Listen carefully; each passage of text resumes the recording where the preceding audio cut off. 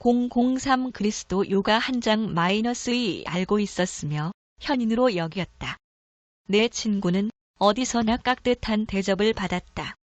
다음 날 우리는 세계에서 가장 큰 사원인 드레풍 사원에 도착했다. 나의 스승은 그곳의 승원장들과 잘 아는 사이였다.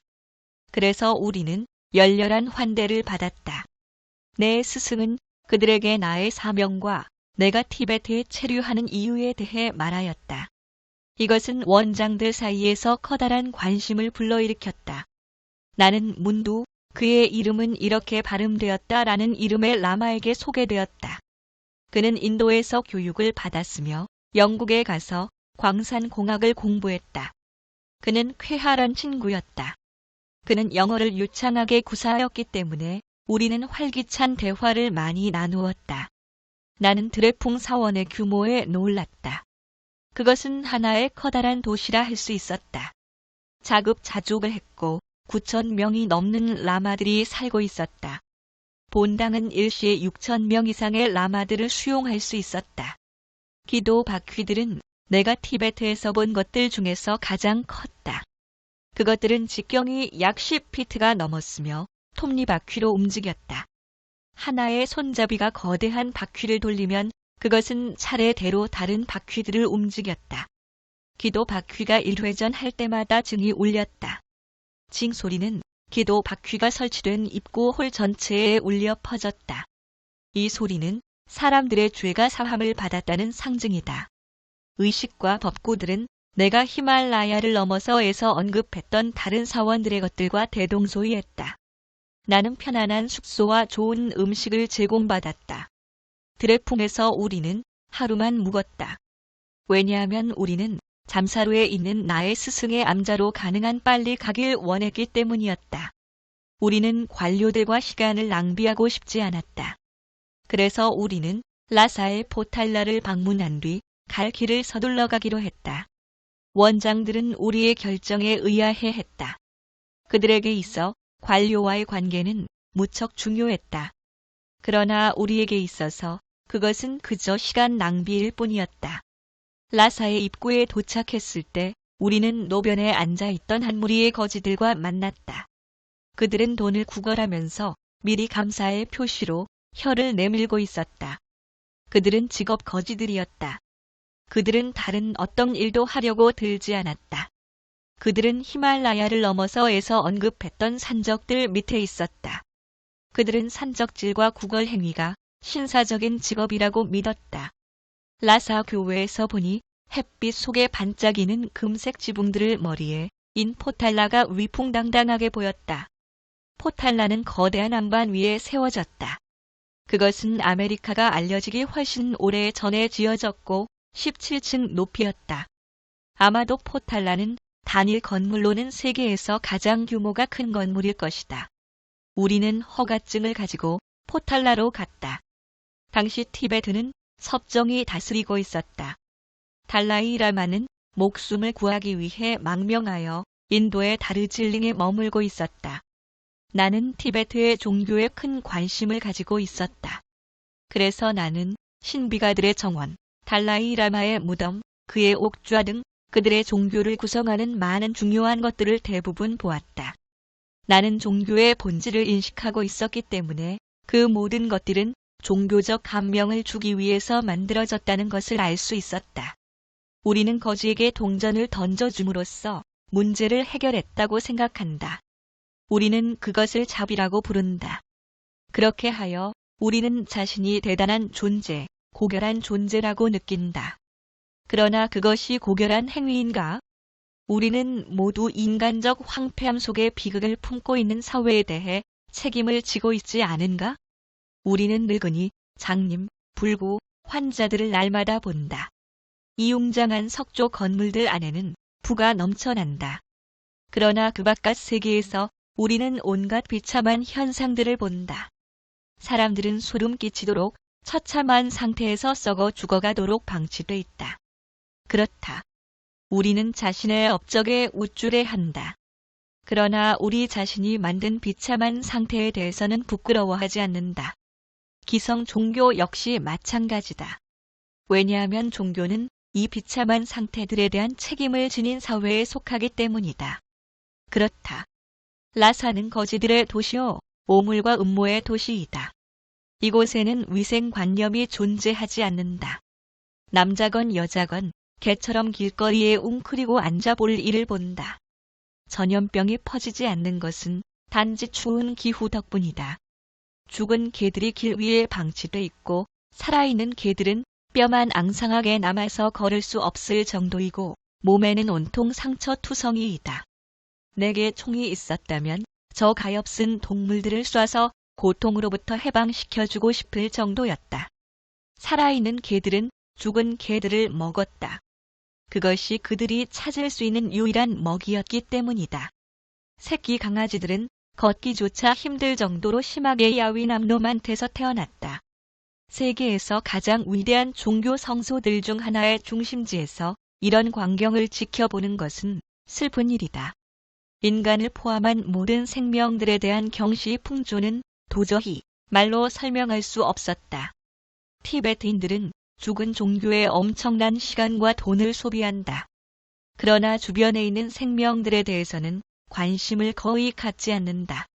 심지어 가장 기본적인 의료품조차 심각하게 부족하다. 우리는 지난 달라이 라마들의 주검 위에 세워진 황금 지붕을 머리에 인 웅장한 건물과 사원들을 보았다.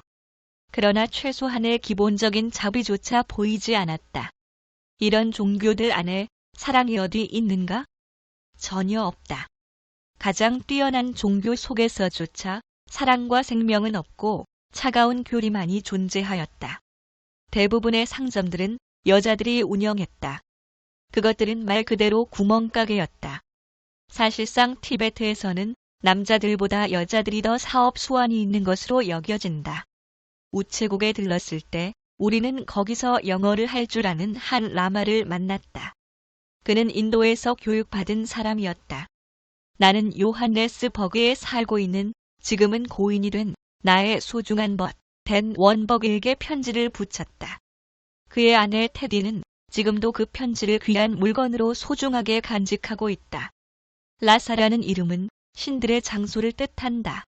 우리는 세계에서 가장 성스러운 사원인 족항 사원을 방문하였다. 사원의 황금 지붕은 햇살 속에 빛나고 있었다. 이 사원은 서기 650년에 지어졌는데 송첸 간포 왕의 부인들이 가져온 불상을 모시기 위해 세워진 것이다. 1925년에 천연두가 라사에 창궐했고 약 8,000명이 죽었다. 시신들이 무더기로 쌓였고 라사 교회에서 불태워졌는데 내가 들은 바에 의하면 당시 악취가 너무도 끔찍했다고 한다. 족항 사원을 지나다가 우리는 거지들과 순례자들을 만났다. 그들은 사원 앞 오물 속에서 기도를 하며 오체 투지를 하고 있었다. 그들은 걷는 것을 신성모독이라 여겨 배로 기어다녔다. 인간의 손으로 지어진 건물을 숭배하게 될 때 인간의 마음에 어떤 일이 벌어지는가?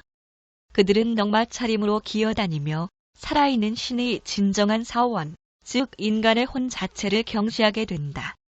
나는 그 모습을 보자 아주 역겨워졌다. 그리고 위대한 포탈라의 존재 자체도 내게 모든 의미를 상실하였다. 우리는 사원 안으로 들어갔다. 거기에는 다이아몬드와 보석들로 치장된 거대한 불상이 있었다. 그것은 아마도 세계에서 가장 값비싼 불상일 것이다. 그 불상 주변에는 황금 램프들이 놓여 있었다. 그 버터 램프들은 수백 년 동안 한 번도 꺼지지 않고 계속 타오르고 있었다. 우리는 다른 사원들도 들렀다. 그러나 그것들을 다 묘사하려면 그것만으로 책 한 권이 될 것이다. 내가 꼭 언급하고 싶은 사원은 팔덴 라모이다.